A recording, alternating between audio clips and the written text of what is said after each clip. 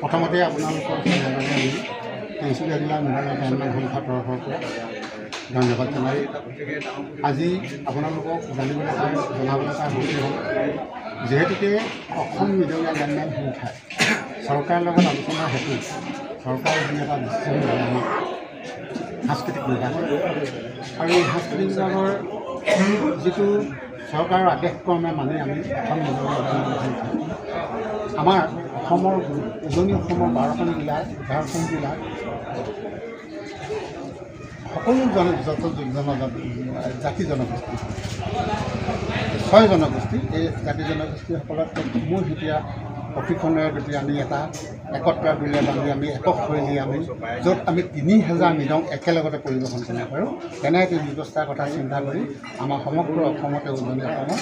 12খন জিলাতে আমাৰ এই প্ৰশিক্ষণ শিবিৰটো আৰম্ভ হৈছে 22, 23, 24 এই 24ত 22, 23, 24 আজি আমাৰ তিনিচুকীয়া জিলাৰ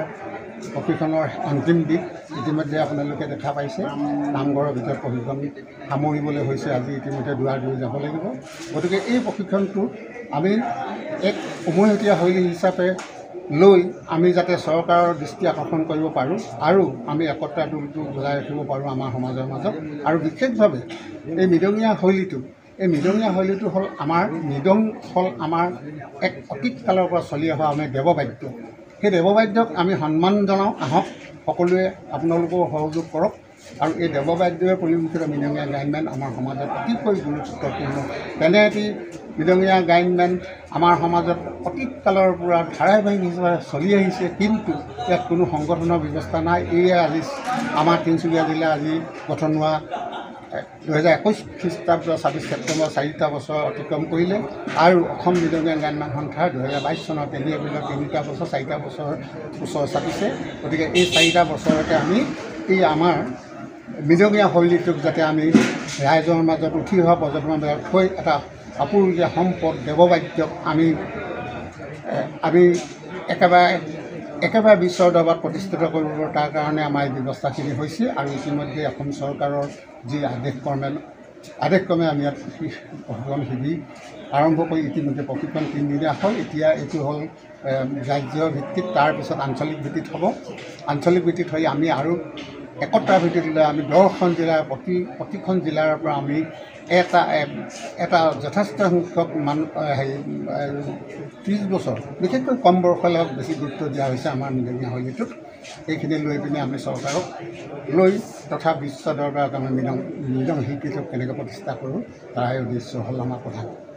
আৰু তেনেকৈ উদ্দেশ্য লাগি আমি কামত আগবঢ়োৱা হৈছোঁ আমি তিনিচুকীয়া জিলা সমিতিয়ে কেন্দ্ৰৰ ৰাজ্যিক কেন্দ্ৰৰ নিৰীক্ষণ গতিকে আপোনালোকক জনাবলৈ পাই সুখী আছোঁ যাতে আমাৰ মৃদং শৈলীটো এই মৃদঙ্গীয়া গায়ন মুঠতে আমি যাতে আমাৰ সমাজত অতি দ কৰি যেনে শিপা উঠি অহা প্ৰজন্মই যাতে এই বাদ্যটোৰ প্ৰতি বা এই মৃদং গায়ন প্ৰতি আকৰ্ষিত হয় তাৰে একমাত্ৰ আমাৰ অসম মৃদঙ্গীয়া গায়ন তথা আমাৰ তিনিচুকীয়া জিলাৰ উদ্দেশ্য ইয়াকে কৈ আপোনালোকক এই মৃদং শৈলীৰ বিষয়ে ক'লোঁ আৰু ইতিমধ্যে আপোনালোকে গম পাইছে আমাৰ আজি 3 দিনীয়া প্ৰশিক্ষণটো শেষ হ'ল